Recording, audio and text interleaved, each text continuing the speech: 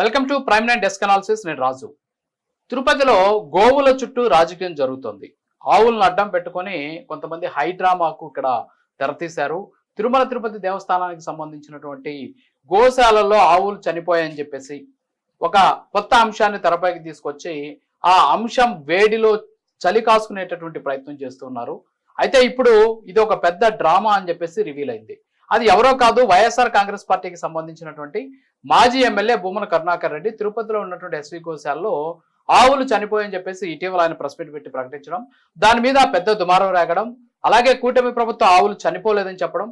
So ఇదంతా కూడా చకచకా జరిగిపోయింది. ఇవాళ టీడీపీకి సంబంధించినటువంటి రాష్ట్ర అధ్యక్షుడు పల్లా శ్రీనివాస్ తిరుపతికి వస్తాను, రండి, గోవులు ఎక్కడ చనిపోయాయో చూపించండి అని చెప్పి సవాల్ విసరడం, ఆ సవాల్కి స్వీకరించినటువంటి భూమన కరుణాకర్ రెడ్డి ఆయన ఇంటి దగ్గర పెద్ద హైడ్రామా చేయడం, పోలీసులు హౌస్ అరెస్ట్ చేయకుండానే హౌస్ అరెస్ట్ చేశారని చెప్పి చెప్పడం, అలాగే కూటమికి సంబంధించినటువంటి ఎమ్మెల్యేలంతా కూడా తిరుపతిలో ఉన్నటువంటి ఎస్వి గోశాలకు చేరుకోవడం, అక్కడ హడావుడి అంతా కూడా చూసాం.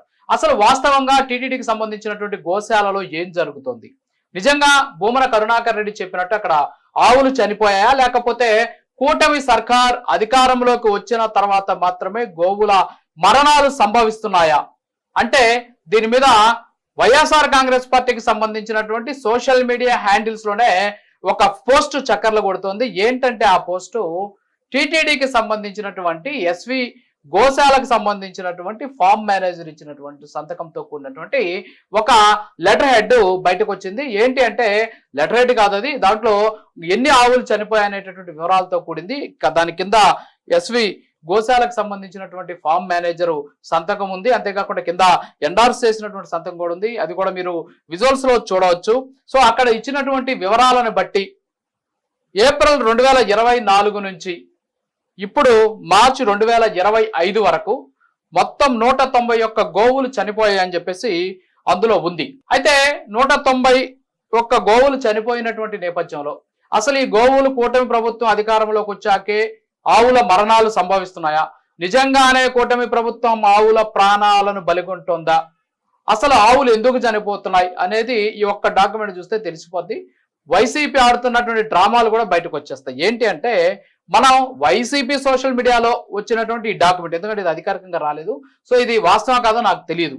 అయితే వైఎస్ఆర్ కాంగ్రెస్ పార్టీకి సంబంధించిన సోషల్ మీడియా హ్యాండిల్స్ లో వాళ్ళు పెట్టుకున్నటువంటి డాక్యుమెంట్ ప్రకారమే ఒకసారి మనం కానీ చూస్తే ఏప్రిల్ 2024లో అధికారంలో ఎవరున్నారు? ఓకే, ఎన్నికలకు సంబంధించిన టైం. అప్పటికి ఆపద్ధర్మ ముఖ్యమంత్రిగా ఎవరున్నారు? వైఎస్ జగన్మోహన్ రెడ్డి ఉన్నారు. అలాగే మే 2024లో కూడా ఇంచుమించు ఆ ప్రభుత్వం ఉంది. కూటమి ప్రభుత్వం ఏర్పడింది జూన్లో. సరే, ఏప్రిల్ 2024లో 17 గోవులు చనిపోయాయి.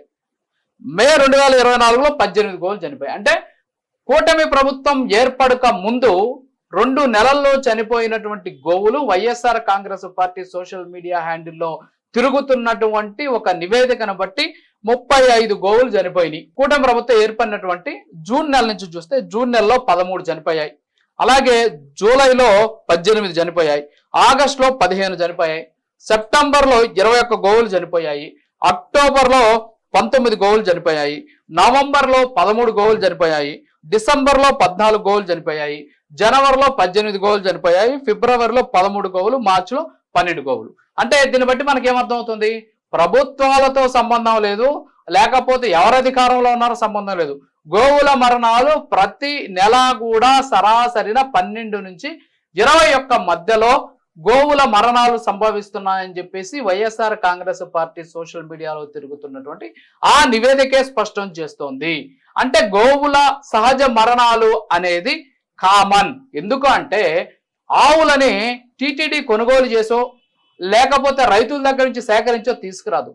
కొన్ని గోవులను పోషణ చేయలేనటువంటి రైతులు వృద్ధాప్యం వచ్చినటువంటి గోవులను తీసుకొచ్చి గోశాలకు ఇచ్చేస్తూ ఉంటారు. వాళ్ళు తీసుకొచ్చి సంరక్షిస్తూ ఉంటారు. అది గోశాల అనే దానికంటే గో సంరక్షణశాల అని పేరు పెట్టడం సబబుగా ఉంటుంది. టీటీడీ కూడా నా అప్పీల్ ఏంటి అంటే గోశాల తీసేసి పేరు గో సంరక్షణశాల అని పెట్టండి. సంరక్షణ అంటే ఏంటి? చిన్న నుంచి పెద్ద వరకు ఆదరణకు నోచుకొని కనీసం పట్టించుకోనటువంటి గోవులు ఏవైతే ఉంటాయో, రోడ్ల మీద తిరుగుతున్నటువంటి గోవులు ఏవైతే ఉంటాయో వాటిని తీసుకొచ్చి సంరక్షించేటటువంటి కేంద్రం అని చెప్పేసి పేరు పెట్టండి. సో అక్కడికి వచ్చినటువంటి గోవులు ఆల్రెడీ కొన్ని అనారోగ్యంతో ఉంటాయి, కొన్ని అప్పటికే వాళ్ళు కూడా మానేసి గోవులు ఉంటాయి, కొన్ని వృద్ధాప్యంలో ఉన్నటువంటి గోవులు కూడా ఉంటాయి. సో ఇవన్నీ వైఎస్ఆర్ కాంగ్రెస్ పార్టీకి తెలుసు. అంతకుముందు 2 సార్లు టీటీడీ చైర్మన్ గా పనిచేసినటువంటి భూమన కరుణాకర్ రెడ్డి కూడా తెలుసు గోశాలలో ఎలా ఉంటుంది పరిస్థితి అని. సో గోవుల మరణాలు అనేది సాధారణంగా జరిగేటటువంటి ఒక ప్రక్రియ అని కూడా ఆయన తెలుసు. మరి అయినా కూడా కూటమి ప్రభుత్వ అధికారంలోకి వచ్చేసాక గోవులు చచ్చిపోతున్నాయి, అది గోశాల కాదు గోవధశాల అని చెప్పేసి వైఎస్ఆర్ కాంగ్రెస్ పార్టీ భారీ ఎత్తున దీని మీద ప్రచారం చేస్తోంది. గోవులను చంపేస్తున్నారు, లేదు చచ్చిపోయినటువంటి గోవులను తీసుకొచ్చి పూజ చేస్తున్నారు అని రకరకాలైనటువంటి అంశాలను తెరపైకి తీసుకొచ్చి కొన్ని సున్నితమైనటువంటి అంశాలను ప్రజల మెదళ్లలోకి దూర్చి టీటీడీ పరువుని ప్రఖ్యాతలను దెబ్బకొట్టేటటువంటి ప్రయత్నం చేస్తున్నారు. ఇది ఎవరు చేసినా తప్పే, not only YSR Congress party, ఎవరు చేసినా కూడా తప్పే. మరి ఇలాంటివి చేసేటటువంటి సందర్భంలో వాస్తవాలను తెలుసుకోవడంతో పాటు అసలు ఏం జరుగుతోంది అనేటటువంటి వివరాలు కూడా బయట పెడితే ప్రజలకి భక్తులకి నిజాలు చెప్పిన వాళ్ళు అవుతారు.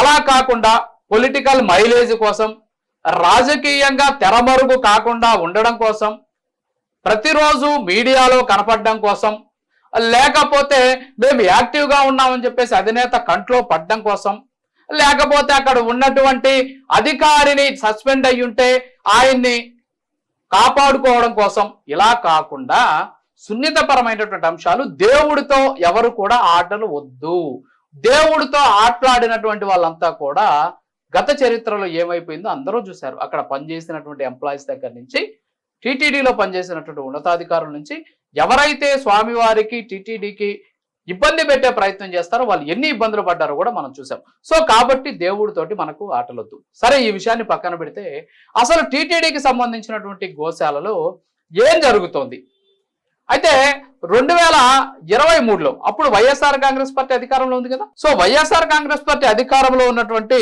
2023 ఏప్రిల్ 6వ తేదీన అప్పుడు ఉన్నటువంటి, నాకు తెలిసి వైఎస్ఆర్ కాంగ్రెస్ పార్టీకి సంబంధించి భూమన కరుణాకర్ రెడ్డి లేకపోతే వైవి సుబ్బారెడ్డి ఇద్దరు ఎవరో చైర్మన్ గా ఉన్నారు.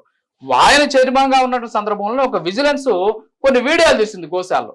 ఏంటి ఆ వీడియోలు అంటే, పాచిపోయినటువంటి కుళ్ళిపోయినటువంటి మేత, అలాగే పాచి నాచు పట్టినటువంటి నీళ్లు, వీటిని అక్కడ ఉన్నటువంటి గోవులకు ఇస్తున్నారు, గోవులకు అనారోగ్యం పాలవుతున్నాయి అని చెప్పేసి సాక్షాత్తు ఆనాటి టీటీడీ విజిలెన్స్ తీసినటువంటి వీడియోలు వెలుగులోకి వస్తూ ఉన్నాయి.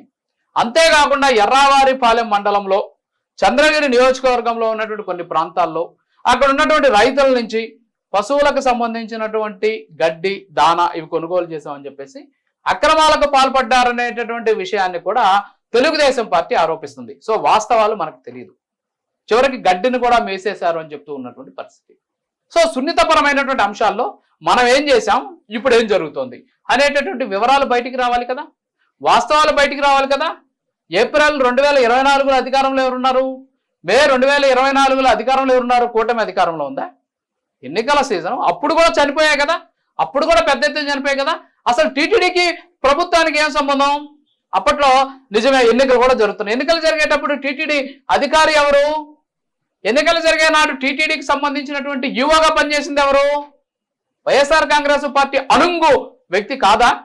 జగన్మోహన్ రెడ్డికి బాగా దగ్గరైనటువంటి వ్యక్తి కాదా? 2023లో ఎవరున్నారు ఆ రోజు టీటీడీ అధికారిగా?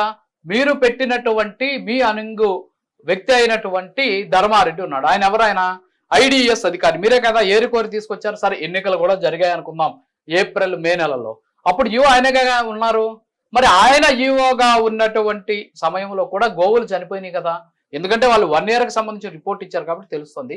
అంతకు ముందు ఉన్నటువంటి 1 year రిపోర్ట్ కూడా తెలియాలి. ఇది నిజమా కూడా కాదో నాకు తెలియదు. మీ సోషల్ మీడియాలో అంటే వైఎస్ఆర్ కాంగ్రెస్ పార్టీ సోషల్ మీడియాలో చక్కలు కొడుతున్నటువంటి ఒక డాక్యుమెంట్ అది. సో మీరు చెప్పినటువంటి డాక్యుమెంట్లోనే వాస్తవాలు ఉన్నాయి. అంటే ఎప్పుడైనా సరే ప్రతి నెల కూడా సరాసరిన ఆవులు చనిపోతున్నాయి, అది సహజ మరణాలుగా సంభవిస్తూ ఉన్నాయి. మరి అలాంటి దాన్ని మీరు తీసుకొచ్చి ఈరోజు ఒక సున్నితమైన అంశాన్ని జనాల్లోకి నెట్టడం ఎంతవరకు కరెక్ట్ అనేటటువంటి అంశాన్ని మీరు దృష్టిలో పెట్టుకోవాలి. సరే, ఇవన్నీ పక్కన పెడితే అసలు టీటీడీ గోశాలలో ఏ విధమైనటువంటి పరిస్థితులు ఉంటాయి, అక్కడ నిజంగా ఏ విధంగా అక్కడ ఉన్నటువంటి గోవులను సంరక్షిస్తూ ఉంటారు, గోవులకు అవసరమైనటువంటి దానా కావచ్చు, గోవులకు అవసరమైనటువంటి వాటర్ కావచ్చు, ఇలాంటి అంశాలు ఎలా ఉంటాయి అనేది ఒకసారి doctor Anil Kumar, farm manager, SV Goshala, ఆయన ఏం చెప్తున్నారో ఒక్కసారి ఆయన మాటల్లో విందాం. నా పేరు doctor Anil Kumar, farm manager veterinary, SV గోసంరక్షాలలో టీటీడీలో 1.5 సంవత్సరం నుంచి పనిచేయడం జరుగుతుంది. నేను ఉదయాన్నే 7 గంటల నుంచి డ్యూటీకి విధుల్లోకి రావడం జరుగుతుంది. ఉదయాన్నే 7 గంటలకు డ్యూటీలోకి రాగానే వర్క్ అలాట్మెంట్ అనేది చేయడం జరుగుతుంది. వర్కర్స్ అందరూ ఒక చోట ఉదయాన్నే 7 గంటలకు గ్యాదర్ అయ్యి ఎవరెవరు ఏ షెడ్యూల్లో ఏ పనులు చేయాలో ప్రతి షెడ్కి ఒక్కొక్క మనిషినో, ఇద్దరు మనుషుల్లో, మిల్కింగ్ షెడ్స్ అయితే 4 మనుషుల్ని, మిల్కింగ్ షెడ్స్ కాకుండా ఉన్న షెడ్స్లో అయితే బేస్డ్ ఆన్ యానిమల్ కెపాసిటీని బేస్ చేసుకొని ఒకళ్ళని ఇద్దరు అనేది అలాట్మెంట్ చేయడం జరుగుతుంది. వర్క్ అలాట్ చేసిన తర్వాత ప్రతి షెడ్ని ఒక 1 or 2 times రెగ్యులర్గా రొటీన్ చెకింగ్ అనేది జరుగుతుంది. ఏమైనా యానిమల్స్ ఇన్ హెల్త్లో ఉన్నా సరే, ఏమైనా ఇబ్బంది పడుతూ ఉన్నా సరే, ఏమన్నా లెగటానికి ఇబ్బంది పడుతున్నా సరే, ఎటువంటి యానిమల్స్ ఏమైనా అన్హెల్దీ యానిమల్స్ ఏమైనా ఉన్నా సరే దాన్ని ఐడెంటిఫై చేసి ప్రాపర్ ట్రీట్మెంట్ అనేది, ప్రాపర్ డయాగ్నోసిస్ అనేది చేసి ప్రాపర్ ట్రీట్మెంట్ అనేది ఇవ్వడం జరుగుతుంది. ఎస్, విన్నాం కదా ఏమంటున్నాడు ఆయన. ఎస్వి గోశాలకి సంబంధించి ఫార్మ్ మేనేజర్ అయినటువంటి డాక్టర్ అనిల్ కుమార్ అందులో స్పష్టంగా చెప్పడం జరిగింది. ఆవులకు సంబంధించి ఏం జరిగినా సరే వెంటనే రియాక్ట్ అవ్వగలిగినటువంటి సామర్థ్యం మా దగ్గర ఉంది. ఏదైనా సరే అనారోగ్యం పాలైతే వెంటనే వాటికి అవసరమైనటువంటి అనారోగ్య సంరక్షణకు అవసరమైనటువంటి చర్యలు తీసుకుంటూ ఉన్నాం.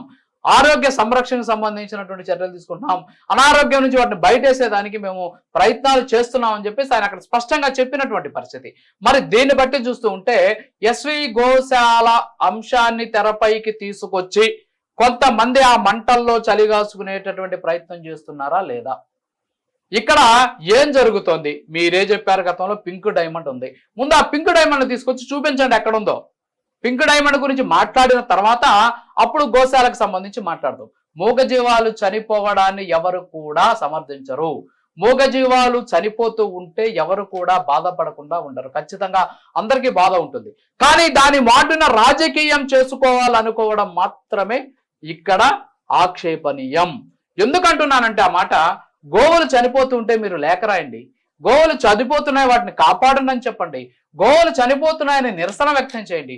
గోవులు చనిపోతున్నాయని చెప్పేసి టీటీడీ దగ్గరికి వెళ్ళి వినతి పత్రాలు ఇవ్వండి. కానీ అవేమీ లేకుండా రాజకీయంగా ఆయన ఎక్కడికి వెళ్ళారు, ఈయన ఎక్కడికి వెళ్ళారు, చంద్రబాబు ఎక్కడ, సనాతన ధర్మవాది చెప్పే పవన్ కళ్యాణ్ ఎక్కడ అని చెప్పి మాట్లాడటంలో అసలు అర్థం ఉందా అని నేను ప్రశ్నిస్తున్నాను. సో ఇప్పటికైనా సరే ఏ పార్టీ అయినా కానీ, అది టీడీపీ కావచ్చు, జనసేన కావచ్చు, వైఎస్ఆర్ కాంగ్రెస్ పార్టీ కావచ్చు, ఏ పార్టీ అయినా సరే ఇలాంటి సున్నితపరమైనటువంటి అంశాల పట్ల, ఎస్పెషల్లీ భక్తుల మనోభావాలకు సంబంధించినటువంటి అంశాల పట్ల చాలా జాగ్రత్తగా వ్యవహరించండి. మీ రాజకీయాల కోసం భక్తుల మనోభావాలతో ఆటలు ఆడుకోవద్దు. అక్కడ ఉన్నటువంటి ఆవులు బెదిరిపోతాయి మీరు చేసేటటువంటి పనులకు. అక్కడ ఉన్నటువంటి ఆవులను కాపాడాల్సినటువంటి బాధ్యత ఉన్న మీరే అక్కడికి వెళ్ళి బెదరగొట్టే ప్రయత్నం చేస్తున్నారు. మీ సవాళ్ళు, ప్రతి సవాళ్లకు మూగజీవాలు ఎందుకు నాశనం కావాలి? సో ఇప్పటికైనా సరే టీటీడీ కూడా, ఇందాక నేను చెప్పినట్టు టీటీడీ కూడా గో సంరక్షణశాలగా దానికి నామకరణం చేయాలి. గోశాల కాదు, గో సంరక్షణశాలగా పెట్టాలి.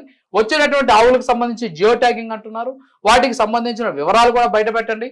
ప్రతి సంవత్సరం కూడా ఏ నెలలో ఎన్ని గోవులు చనిపోయి మీ దగ్గర రికార్డు ఉంటుంది, ఆ రికార్డు కూడా బయట పెట్టండి, సరిపోతుంది. కానీ తొడలు కొట్టడం, మీసాలు మెలేయడం, సవాళ్లు విసురుకోవడము, ఇలాంటివన్నీ కూడా ఆపేసి సున్నితమైనటువంటి అంశాల పట్ల చాలా సున్నితంగా వ్యవహరిస్తే మిమ్మల్ని ప్రజలంతా కూడా సున్నితంగా తిరస్కరించకుండా ఉంటారని చెప్పి తెలియజేస్తూ, ఇది ఇవాల్టి డెస్క్ అనాలిసిస్. మరో అనాలిసిస్ మళ్ళీ కలుద్దాం. నమస్కారం.